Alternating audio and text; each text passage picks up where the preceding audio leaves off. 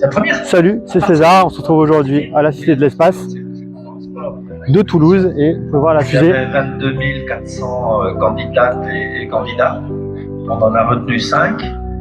Mais après, c'est la compétition. Donc il y a une formation, il y a des examens. voilà, donc aujourd'hui c'est journée spéciale. Et là, on a décidé. Donc c'est une journée spéciale aujourd'hui.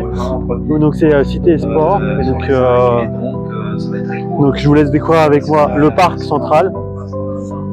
Et là, elle a à peine 24 mois. Et là, c'est là où il y a la conférence avec l'astronaute Clairvoy. C'est très cool parce que Ici présent, donc nous allons nous déplacer là-bas. Et donc, elle va s'entraîner.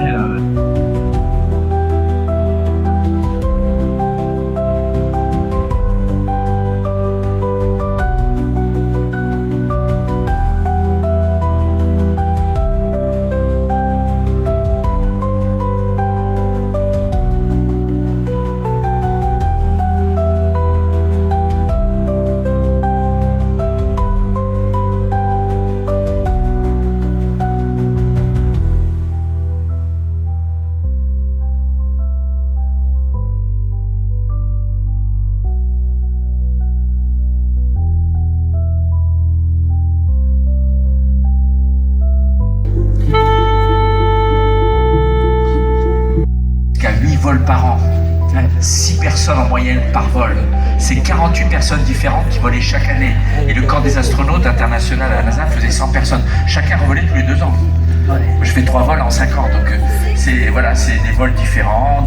Alors c'était des vols plus courts aussi à l'époque. Maintenant les vols, et ce sera le cas pour Sophie Altono, ce sera aux alentours de 6 mois. Hein. C'est un peu le tarif entre guillemets maintenant pour les missions des astronautes de l'ESA.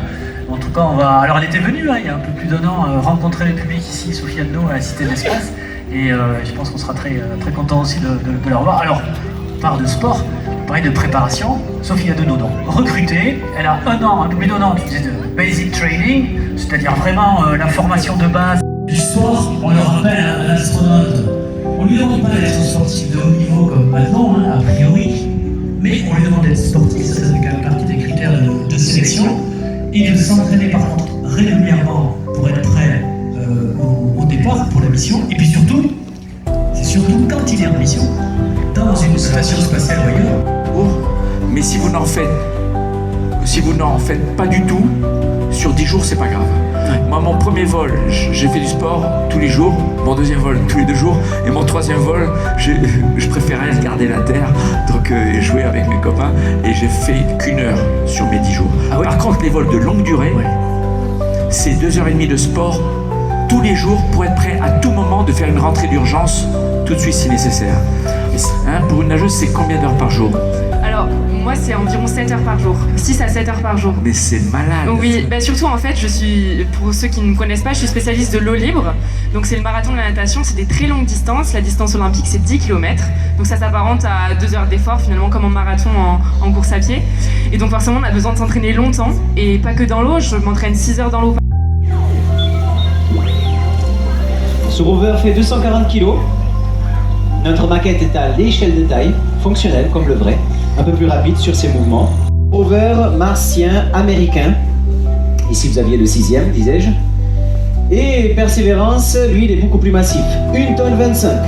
3 fois plus lent, 1 mètre par minute. Notre maquette est plus rapide que le vrai.